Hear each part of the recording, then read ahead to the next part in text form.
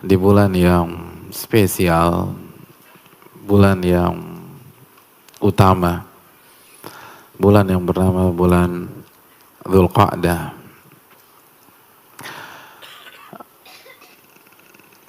Dan bulan ini salah satu bulan yang dianaktirikan, terkesan dianaktirikan, karena tidak ada penyambutan yang kita lihat seperti bulan-bulan istimewa yang lain.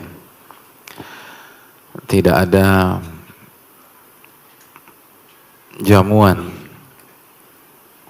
padahal bulan ini adalah musim ibadah. Dan kuburan bagi dosa. Karena bulan Dzulqa'dah menggabungkan antara bulan haji dan bulan haram.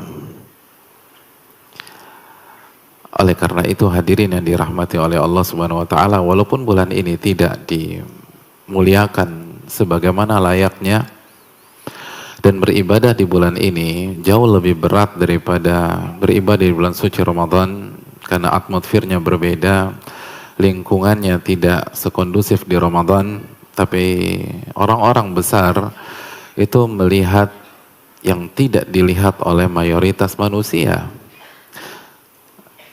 Orang-orang sukses adalah orang yang bisa memanfaatkan kesulitan menjadi kesempatan emas bagi dia. Dan apabila kita bisa memanfaatkan bulan Dzulqa'dah, maka kita mendapatkan banyak keutamaan. Karena perlu kita ketahui, semua amal ibadah di bulan ini dilipat gandakan oleh Allah Subhanahu wa taala. Semua dilipat gandakan. Sebagaimana tafsir Abdullah bin Abbas dalam surat At-Taubah ayat 36. Bahwa orang yang beribadah di 4 bulan haram, pahalanya dilipat gandakan oleh Allah Subhanahu wa taala. Lalu kita mendapatkan bonus lagi, yaitu pahala besar beribadah di waktu di mana banyak orang lalai dalam memanfaatkan momentum tersebut.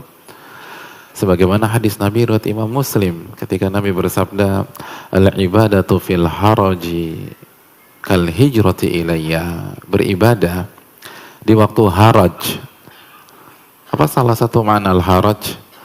Haraj adalah waktu di mana mayoritas manusia atau banyak manusia lalai, lupa. Lalu kita beribadah di sana. Apa kata Nabi kita sallallahu alaihi wasallam? Kal hijrati ilayya, pahalanya seperti berhijrah kepada diriku sallallahu alaihi wasallam. Maka kesempatan mendapatkan pahala hijrah pada bulan ini terbuka besar di hadapan antum. Maka kembali cambuk diri ini, singsingkan lengan baju kita, dan kembali fastabiqul khairat. Sudah betul rasa letih di bulan Ramadan harusnya sudah terobati di bulan Syawal.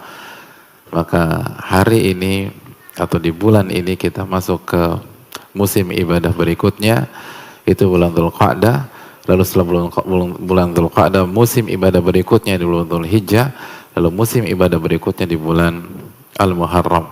Jadi ini awal hadirin sekalian dari 3 bulan ibadah yang sangat panjang dan datang berturut-turut. Nabi mengatakan thalathun mutawaliyat, 3 bulan datang berturut-turut. Kita memasuki 3 bulan ibadah yang cukup panjang. Maka jaga stamina kita dan jangan lupa bertawakal kepada Allah Subhanahu wa taala. Lalu minta agar Allah memudahkan kita. Allahumma a'inni ala dzikrika wa syukrika wa husni ibadatik, ya Allah. Tolonglah aku agar aku bisa lebih banyak berzikir kepadamu dan bersyukur kepada dirimu dan memperbaiki segala amal ibadahku. Lalu bonus yang ketiga, hadirin yang dirahmati oleh Allah Subhanahu wa taala, kalau kita amalkan, lalu kita syiarkan, lalu amal ibadah kita ditiru, di copy paste, atau menginspirasi teman, atau keluarga, atau saudara, maka kita mendapatkan sabda Nabi SAW, man dalla ala huda, barang siapa memberikan petunjuk, baik dengan lisan atau dengan sikapnya, maka dia akan mendapatkan pahala orang yang terinspirasi lalu mengamalkan petunjuk tersebut. Dalam riwayat yang lain, man sanna fil islami sunnatan hasanah, barang siapa yang mengamalkan sunnah Nabi yang mulai langka di masyarakat, yang tidak familiar di masyarakat, lalu perbuatan dia menginspirasi pihak lain, menginspirasi orang rumah, menginspirasi teman, menginspirasi tetangga, maka dia akan mendapatkan pahala orang-orang yang terinspirasi tersebut tanpa mengurangi pahala dari mereka. Maka ini momen besar untuk mendulang pahala. Populerkan Dzulqa'dah, mungkin bukan tahun ini, tapi kalau kita nggak mulai, kapan lagi bulan Dzulqa'dah bisa sepopuler bulan-bulan yang lain? Bisa sepopuler bulan Ramadan misalnya. Walaupun tentu saja nggak mungkin bisa disamakan dengan Ramadan. Tapi umat harus tahu ini bulan mulia. Dan langsung ayat yang menyatakan dalam surat At-Taubah ayat 36. Jadi populerkan, perkenalkan kepada umat, buat bulan ini happening di tengah-tengah umat. Jadi biar hype gitu. Antum harus menjadi duta-duta sunnah Nabi SAW pada bulan ini.